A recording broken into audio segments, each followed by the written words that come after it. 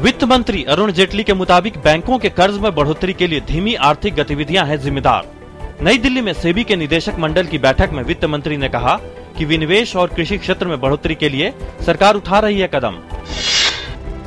RBI governor Raghuram Rajan ने कहा कि महंगाई को नियंत्रित करने के लिए मौद्रिक नीति सही रास्ते पर। सेबी की बैठक में रियल एस्टेट इन्वेस्टमेंट ट्रस्ट को मिली मंजूरी। 40 यात्रियों को ले जा रहा एक छोटा यात्री विमान ईरान में तेहरान के पास हुआ दुर्घटनाग्रस्त। मेहराबाद में हुए इस हादसे में सभी 40 यात्रियों और 8 क्रू सदस्यों की मौत। विमान पूर्वी शहर तबास जा रहा था। विदेश मंत्री सुषमा स्वराज ने कहा, दक्षिण चीन सागर में नौवहन की स्वतंत्रता और संसाधनों तक पहुंच का भारत करता है समर्थन। विदेश मंत्री ने कहा कि दक्षिण चीन सागर में किसी भी विवाद का अंतर्राष्ट्रीय कानूनों के तहत होना चाहिए समाधान। सुषमा स्वराज ने म्यांमार में पूर्वी एशियाई देशों के विदेश मंत्रियों की बैठक को किया संबोधित। अमेरिका ने इराक के नागरिकों को बचाने के लिए चरमपंथियों पर किए 4 और हवाई हमले। राष्ट्रपति बराक ओबामा ने कहा कि इराक से आतंकवादियों को खदेड़ने में लग सकता है और अधिक वक्त। यूएन महासचिव बान की मून ने इराकी नेताओं से लोकप्रिय सरकार के गठन की अपील की।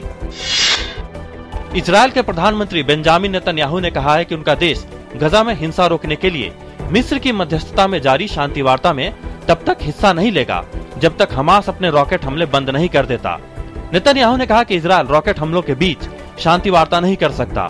गजा में फिलिस्तीनी कट्टरपंथी गुट हमास और इजरायली सेना के बीच पिछले 1 महीने से जारी संघर्ष में अब तक हजारों लोग मारे जा चुके हैं।